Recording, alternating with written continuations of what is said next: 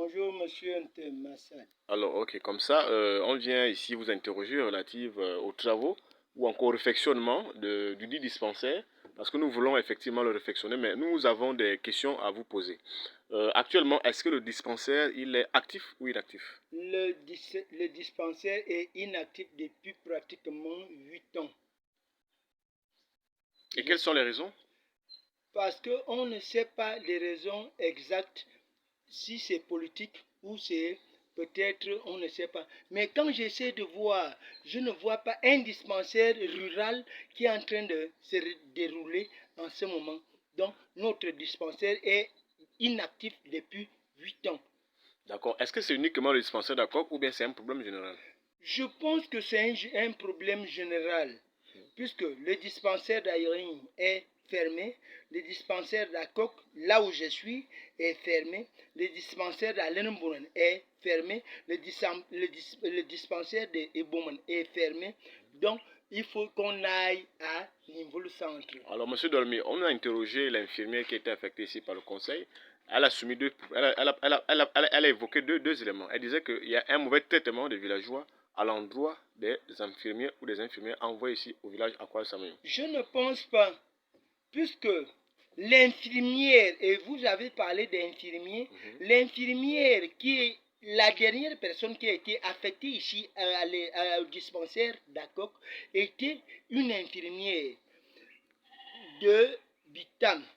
Elle a été logée dans ma propre maison. Elle n'a pas amené ni lit, ni matelas. Et il suffisait qu'on lui donne seulement les draps. Donc elle-même devait amener les draps. Et elle a été logée chez moi pendant 2 ans. Une maison, tout.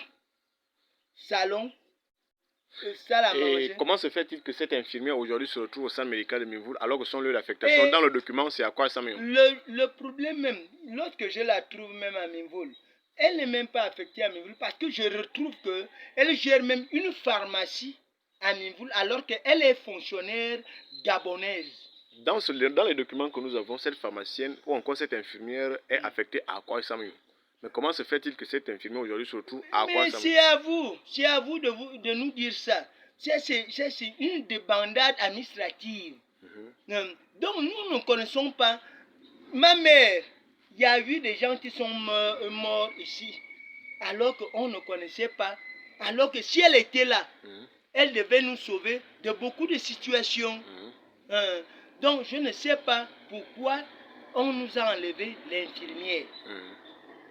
Alors, est-ce que selon vous, si on réfectionne cet établissement sanitaire, est-ce que vous allez nous rassurer du bon traitement?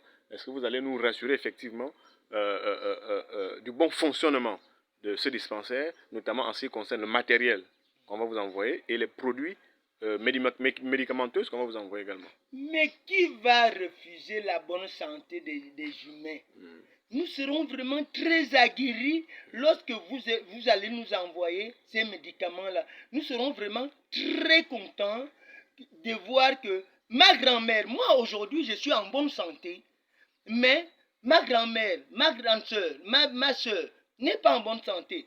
Mais lorsque il y a un traitement obligatoire tout de suite, et que s'il y a quelque chose qui ne va pas mieux, on peut l'envoyer à Minvoul, on peut l'envoyer au Yem. Mais pourquoi ne pas nous envoyer les médicaments? Ok, très bien, merci. Alors, donc, vous allez sur Minvoul TV et effectivement, votre plaidoirie va passer. Bon, merci, monsieur Dolmy. Je suis d'accord.